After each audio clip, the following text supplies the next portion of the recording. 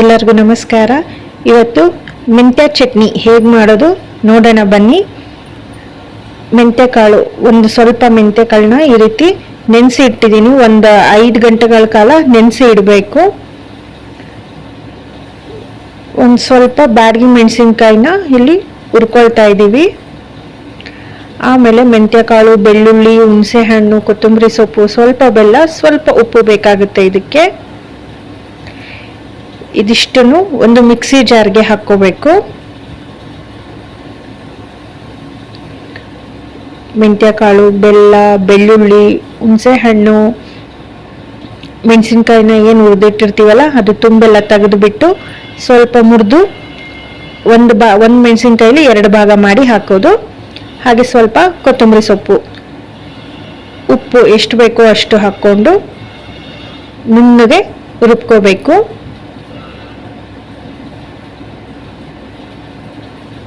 ಈ ರೀತಿ ಮೆಂತ್ಯ ಚಟ್ನಿ ರೆಡಿಯಾಗಿದೆ. ತುಂಬ ಈಸಿ, ಕ್ವಿಕ್ಕಾಗಿ ಹೋಗುತ್ತೆ.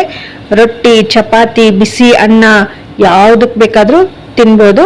ಈ ರೀತಿ ಸ್ಟೋರ್ ಕೂಡ ಒಂದು ಬಾಟ್ಲಲ್ಲಿ ಹಾಕಿ ಸ್ಟೋರ್ ಕೂಡ ಮಾಡಿ ಇಡ್ಬೋದು. ರೂಮ್ ಟೆಂಪ್ರೇಚರಲ್ಲಿ ಒಂದು 2 ವಾರ ಸ್ಟೋರ್ ಮಾಡಿ ಇಡ್ಬೋದು.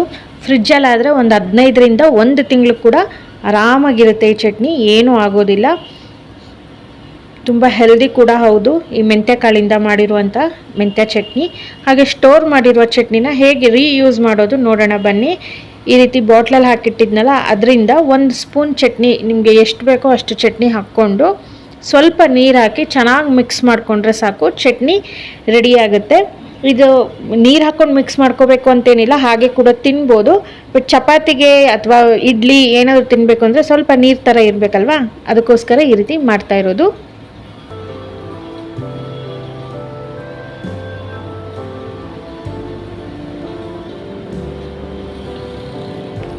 ಈ ರೀತಿ ನೀರಲ್ಲಿ ಚೆನ್ನಾಗಿ ಮಿಕ್ಸ್ ಮಾಡಿಕೊಂಡ್ರೆ ಚಟ್ನಿ ರೆಡಿ ಆಗುತ್ತೆ. ನಾವಿಲ್ಲಿ ತಟ್ಟೆ ಇಡ್ಲಿ ಮಾಡಿದ್ವಿ. ತಟ್ಟೆ ಇಡ್ಲಿ ಅಂತೂ ಒಳ್ಳೆ ಕಾಂಬಿನೇಷನ್ ಅಂತ ಹೇಳ್ಬೋದು. ಬಿಸಿ ಬಿಸಿಯಾಗಿರುವ ತಟ್ಟೆ ಇಡ್ಲಿ ಜೊತೆಲಿ ಸ್ವಲ್ಪ ಮೆಂತ್ಯ ಚಟ್ನಿ, ಕಾಯಿ ಚಟ್ನಿ ಜೊತೆ ಸ್ವಲ್ಪ ತುಪ್ಪ ಹಾಕೊಂಡು ತಿಂದ್ಬಿಟ್ರೆ ಸೂಪರ್ ಆಗಿರುತ್ತೆ.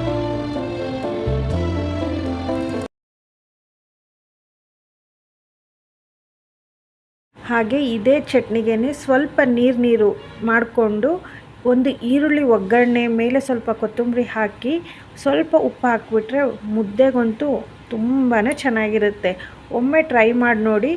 ಎಲ್ಲ ಇದಕ್ಕೂ ಈ ಚಟ್ನಿ ಯೂಸ್ ಆಗುತ್ತೆ.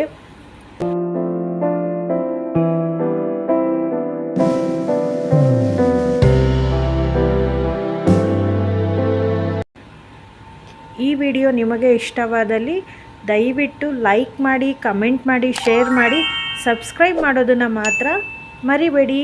Thank you.